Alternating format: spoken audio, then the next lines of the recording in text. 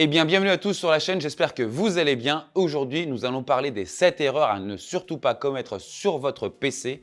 Mais avant de commencer, je tenais à vous inviter car mardi prochain, mardi 27, vous savez que ça va être les annonces pour les nouveaux produits de chez Intel et j'ai été convié pour l'occasion. Je vais pouvoir vous offrir ça en stream, donc je pense que je vais être la seule chaîne française à streamer ça sur YouTube. Donc si vous voulez suivre ces actualités-là, les nouveaux produits et les surprises qui risquent de nous dévoiler ce jour-là, ça se passera donc sur la chaîne aux alentours de 17 h.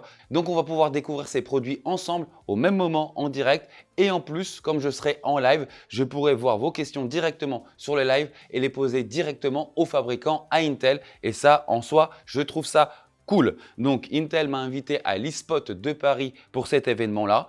Donc la diffusion sera sur la chaîne à partir de 17 h mardi. Donc ne loupez surtout pas cet événement parce que c'est tous les 1 an forcément. Et là, on va pouvoir l'avoir vraiment en mode français, en mode francophone. Et j'ai la chance que du côté YouTube, ça va se passer sur ma chaîne. Donc je compte sur votre présence mardi à partir de 17 h et on va pouvoir découvrir ça ensemble. On va commencer tout simplement par une chose que j'entends trop régulièrement. Pour optimiser aussi mon PC, il faut que je nettoie le registre. Eh bien, sachez qu'il ne faut pas faire ça. C'est un mythe. Ne nettoyez pas votre registre, même s'il est full, même s'il est plein. Ne croyez pas que si vous allez l'effacer, vous allez gagner en FPS, que vous allez gagner en temps, vous allez en gagner en démarrage. Il n'y aura strictement aucun impact. Et je trouve beaucoup de petits logiciels qui vous proposent de nettoyer votre registre en sachant que ça ne sert strictement à rien. Et si vous me dites, ouais, mais je veux gagner de l'espace, ce sont que quelques kilos ou quelques centaines de mégas, mais c'est rarement plus en tout cas.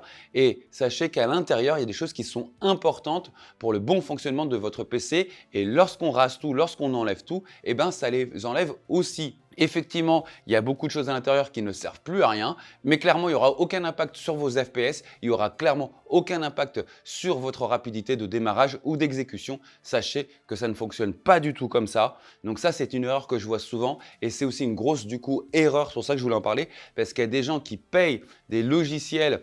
Donc, je ne vais pas faire la publicité de ces logiciels, mais il y a des gens qui payent des logiciels pour pouvoir le faire. Et ces logiciels ont toujours ce mot commercial en disant dans la base de registre, il faut tout supprimer. Pas du tout, c'est un mythe.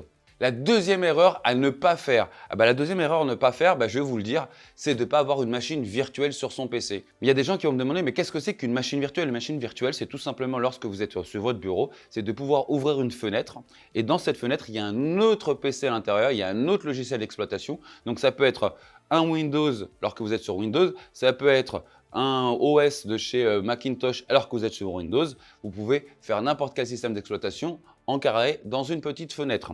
Et du coup, elle ne fonctionne pas du tout sur votre PC en tant que tel, mais ça va aussi embêter beaucoup de personnes parce qu'il faut généralement des logiciels tierces pour pouvoir créer une machine virtuelle. Sauf qu'il y a beaucoup de gens qui ne le savent pas, mais dans votre Windows, vous avez une sandbox, donc littéralement un bac à sable, voilà. Donc ça va vous créer directement une autre machine virtuelle où à l'intérieur, vous allez pouvoir faire tout ce que vous trouvez de douteux et je vais vous expliquer ça tout de suite en image. Je pense que vous allez bien comprendre. À tout de suite. La première chose à faire est de savoir si la sandbox est bien activée sur votre Windows. Donc pour cela, vous allez sur le menu démarrer et vous allez taper fonctionnalité. Voilà. Et ici, vous aurez fonctionnalité facultative. Vous cliquez dessus. Et tout en dessous, vous allez sur plus de fonctionnalités de Windows. Vous cliquez. Voilà, vous aurez une petite fenêtre blanche et là, il faut bien vérifier que ce soit bien coché le bac à sable Windows. Si ce n'est pas le cas, il va vous redemander de redémarrer votre PC, tout à fait normal. Vous redémarrez. Donc OK, une fois que c'est fait, vous n'avez plus qu'à aller sur votre menu et taper Sandbox, vous le voyez. Donc vous l'ouvrez. Ça vous ouvre donc cette petite fenêtre. Donc cette fenêtre est modulable à souhait. Vous pouvez la mettre en grand écran comme un petit écran. Voilà, vous la mettez dans un coin. Et c'est sur cette fenêtre, par exemple, que je vais ouvrir toutes mes messageries dont mes adresses sont publiques. Comme ça, du coup, je suis complètement verrouillé. Là, par exemple, j'ai un Gmail qui est complètement public. Donc du coup, je peux cliquer vraiment sur tous les liens en étant en totale sécurité, parce que si par exemple je clique sur un lien et ça va me faire choper par exemple un virus, un cheval de Troie ou quoi que ce soit, tout ça, ça va être uniquement sur cette machine. C'est-à-dire que lorsque je vais fermer cette machine, tout ce qui sera à l'intérieur de cette machine disparaîtra à jamais.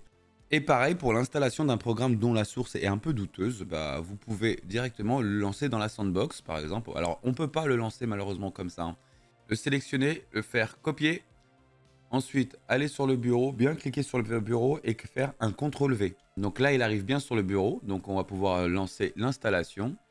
Là, dans ce cas de figure, c'est VLC, ça craint pas grand-chose, bien entendu. Mais c'est pour vous démontrer qu'en fait, tout peut s'installer à l'intérieur. Et du coup, si vous avez un doute, si vraiment il y a eu quelque chose qui était caché dans cet installeur pour ce programme-là, eh bien, vous allez avoir aucun problème sur votre vraie machine parce que tout est dans cette machine virtuelle, dans cette sandbox, dans ce bac à sable. Donc maintenant, lorsque je vais cliquer sur cette petite croix, tout va disparaître à tout jamais.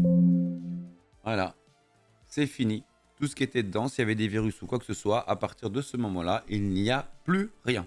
Et voilà, vous avez vu cette petite sandbox, cette petite machine virtuelle rend vraiment service. Il faut savoir que pour moi aujourd'hui, 100% de mes emails, 100% de mes boîtes mail sont ouverts dans la sandbox. Si je dois cliquer sur un lien ou sur autre chose de malveillant, eh bien, il n'y aura aucune incidence sur mon PC. Et ça, c'est très important. Je vous encourage vraiment à activer votre sandbox. Comme je vous expliquais aussi, si vous avez des doutes sur des programmes, vous pouvez les exécuter directement aussi dans la sandbox. Ça vous permet de bien vérifier avant de les installer sur votre machine. Si vous allez aussi sur des sites de plateformes de stream où on sait très bien que ce sont les sites les plus dangereux actuellement, et bien c'est pareil, vous pourrez le faire de votre sandbox et donc du coup, vous êtes serein. Ça, c'est important. Peu de gens connaissent cette sandbox. Utilisez-la au maximum parce que vraiment, ça peut vous sauver. Troisième erreur à ne surtout pas commettre, ne jamais avoir d'antivirus parce que l'antivirus, mine de rien, même si ça doit vous ralentir un petit peu votre PC, il en faut un obligatoirement.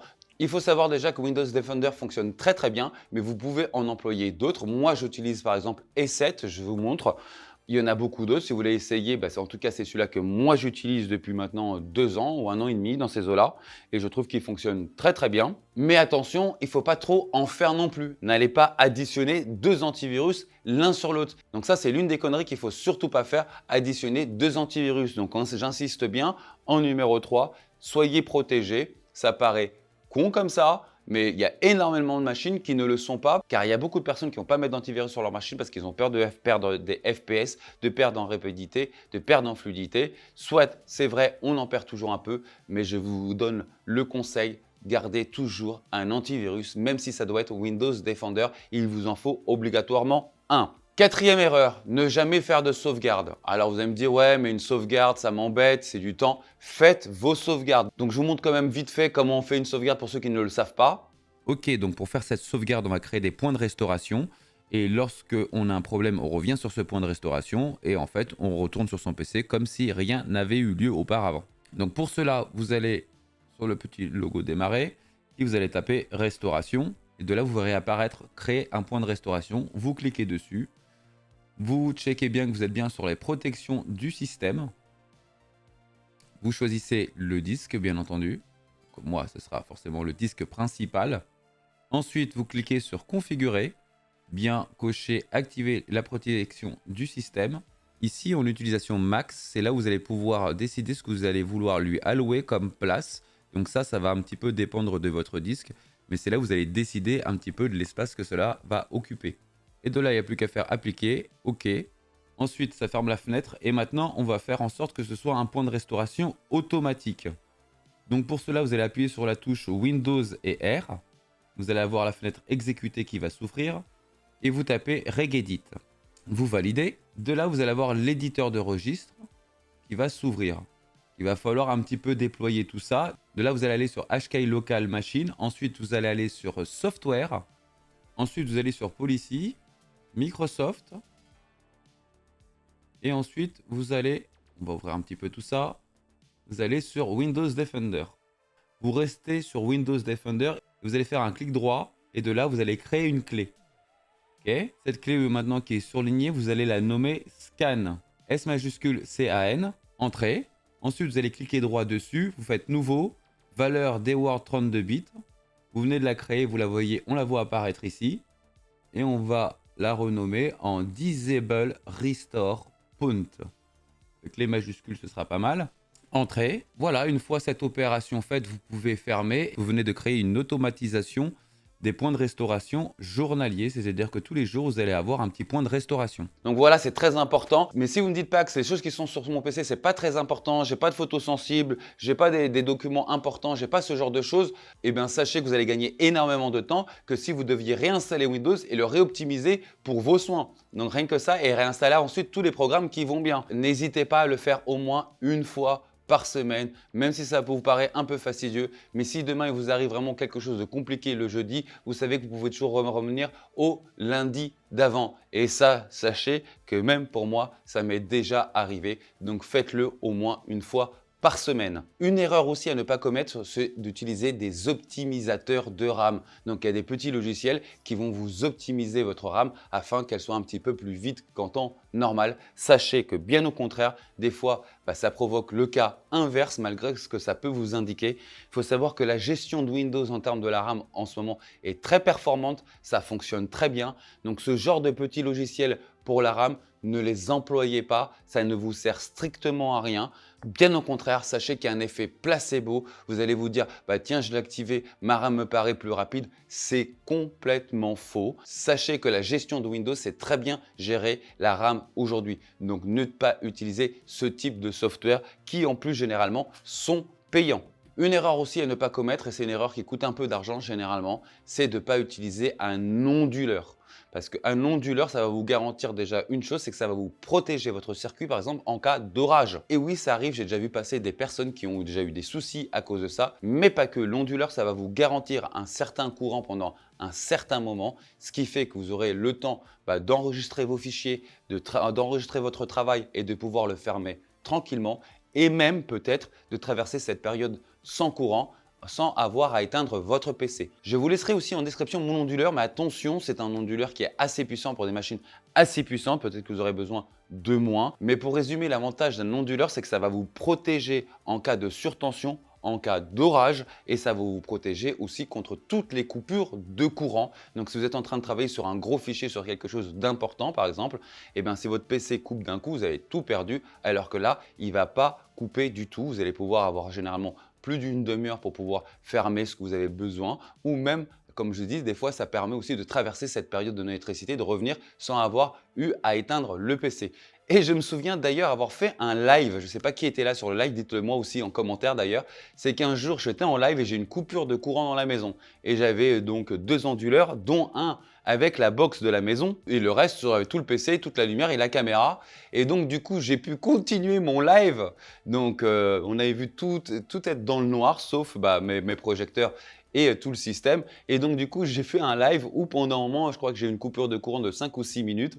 Et j'ai continué à faire mon live sans courant à la maison. Et après le courant est revenu, donc tout s'est éclairé et mon live a continué. Donc c'est pour vous dire quand même que ça peut rendre aussi service pour les professionnels. Donc les onduleurs, pour moi, c'est quelque chose d'obligatoire. Mais oui, ça a un certain coût, c'est sûr. Une erreur encore que je vois beaucoup, ce sont surtout une erreur de gens qui achètent des PC qui sont prémontés, c'est de ne jamais nettoyer l'intérieur de leur PC. Ça leur fait un peu peur, ouvrir un PC.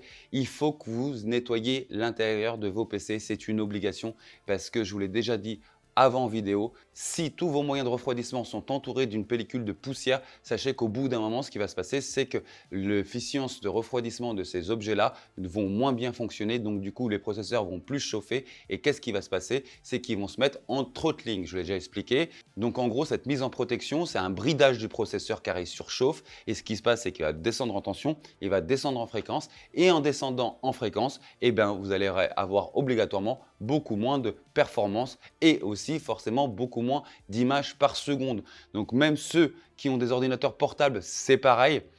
Nettoyez-les. Pour ceux qui ont des PC en tour fixe et qui ne les ont jamais ouverts, allez les voir. Je vous garantis que si ça fait déjà plus d'un an et demi que vous avez votre tour et que ça fait plus d'un an et demi que vous ne l'avez jamais ouverte, vous allez avoir des grosses surprises à l'intérieur. Donc passez au moins un petit coup d'aspiro.